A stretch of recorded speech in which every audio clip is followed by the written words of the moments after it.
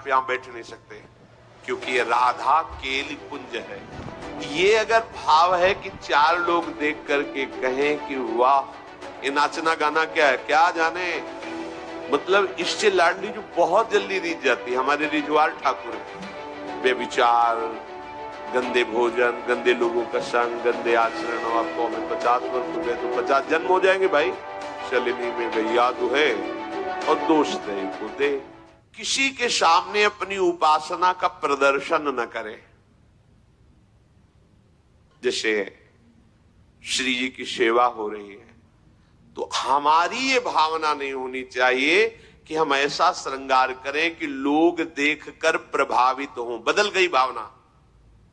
हम अपनी लाडली जी को दुलार कर रहे हैं, लाडली जी ने जिन्हें दर्शन के लिए बुलाया है वो बैठे देख रहे हैं, वो बैठे सुन रहे हैं।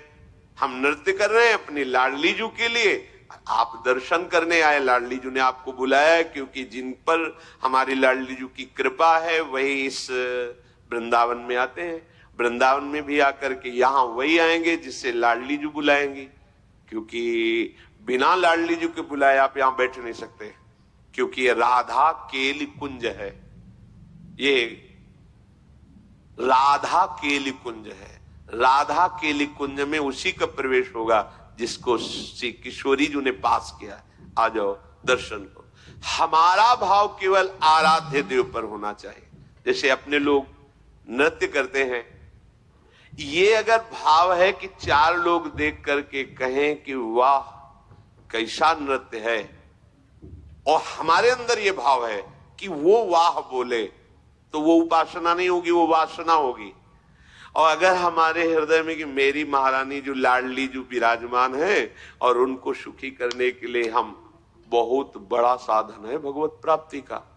ये जो नृत्य है ये बहुत बड़ा साधन है।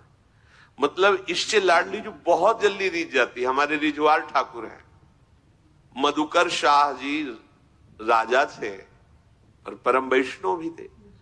तो दिन भर तो अन्य सेवाओं में, भगवत सेवा और राज सेवा, पर रात्रि में वो एकांत में जाकर के शयन के समय, जब श्री ठाकुर जी महाराज का शयन होता, उस समय अपने चरणों में नूपुर बांध करके और भक्तजन ताल मृदंगादि के द्वारा संगीत, और वो नाचते थे। नृत्य में वो इतने बेसुध हो जाते थे कि मैं नाच रहा हूं इसकी स्मृति गई, प्रभु को रिझाने के लिए। नियम था, रोज नियम से। और आपको बताएं, जो आप उपासना करो उसे नियम से करो। नियम से सत्संग सुनो, नियम से जप का एक नियम लो, नियम से सेवा जो लो, बहुत काल तक, दीर्घ काल निरंतर सत्कार सेवितो दृढ़ भूमि। जब दीर्घ काल तक किसी कार्य को आप सत्कार पूर्वक निरंतर करेंगे तो आप सिद्ध हो जाएंगे। कोई लोग कहते हैं हमें 20 वर्ष हो गए नाम जप किए, कोई अनुभव नहीं हो रहा। 20 वर्ष कितनी मजाक की बात कर दी। आप कुछ वर्ष नियम से नाम जप करके देखिए, जैसे साधना में साधक चलते हैं, आनंद ही आनंद होगा। अब शलिनी में गैया दुहे और दोष दे को दे। बेविचार, गंदे भोजन, गंदे लोगों का संग, गंदे आचरण, और आपको हमें 50 वर्ष हो गए तो 50 जन्म हो जाएंगे भाई। असाधन करते हुए कभी अनुभव थोड़ी होता परमानंद का। एक दिन वो मधुकर शाह जी किसी सेवा कार्य से विलंब हो गया है, ठाकुर जी का शयन हो गया। बहुत उनको हृदय में दुख हुआ कि आज तो ठाकुर जी के आगे नृत्य नहीं कर पाए।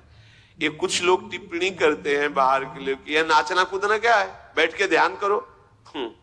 अगर सबई स्वाद तुम्हें पता चल जाता तो महापुरुष ना हो जाते। आपको क्या पता है, जब आनंद की उमगन होती है और अपने प्यारे के सामने नृत्य किया जाता है तो प्यारे कुछ न्योछावर देते हैं।